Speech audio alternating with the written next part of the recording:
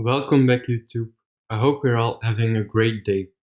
Let's begin our next challenge, level 29. The description for this level is the same as it was for the previous level, so we'll dive straight in. Similarly to the previous two challenges, we first want to make a directory under /temp. We change into this directory and we clone the repository. Don't forget to add the right port number. We hit enter, we type yes. We copy the Bandit 29 password that I stored locally. We paste it and hit enter again.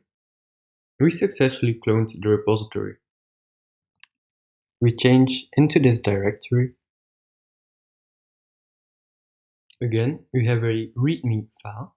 Let's see the contents. We got the nodes and some credentials, but there is no password.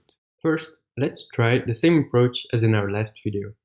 We use git log to see the logs of the changes made. We use git show to see the changes made.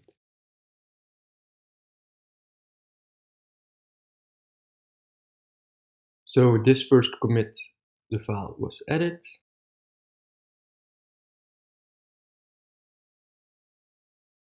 And in this last commit, they changed the username to be updated for the Bandit 30 level. But there is no password here.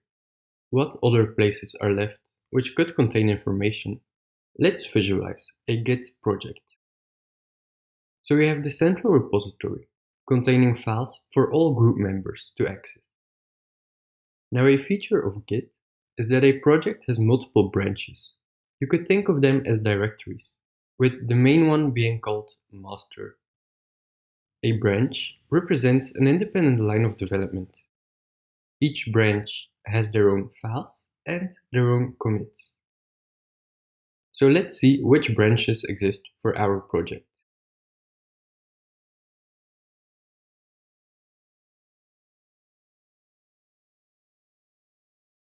We will use the git branch command for this, which lists branches.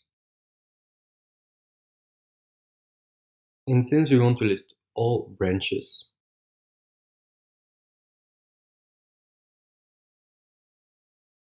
we'll use the -a option.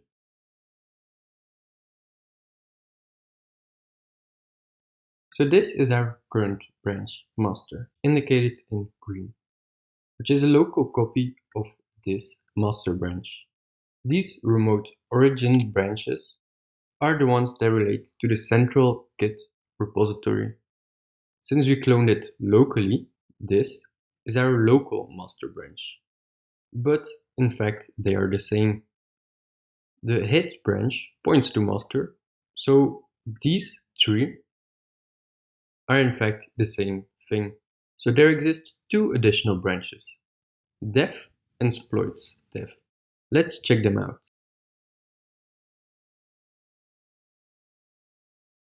So to change branches, we either use the git checkout command, which switches branches,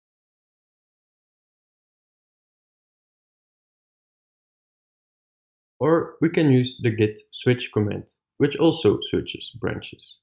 Basically, the difference is that git checkout has extended functionality besides switching branches, while git switch is only used to switch branches. So I'll use git checkout.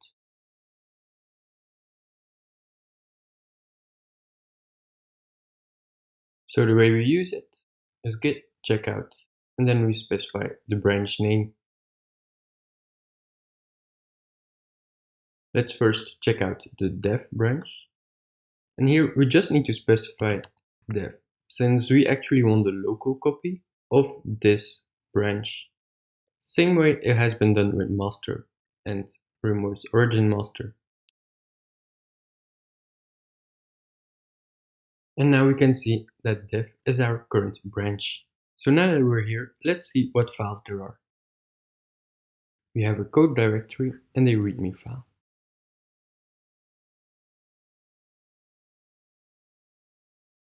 So this didn't contain any information. And the password is in this README file. Congratulations for obtaining it.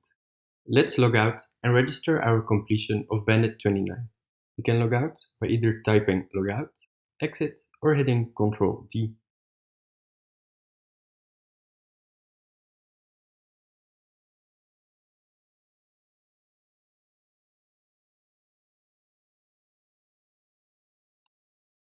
We successfully logged in.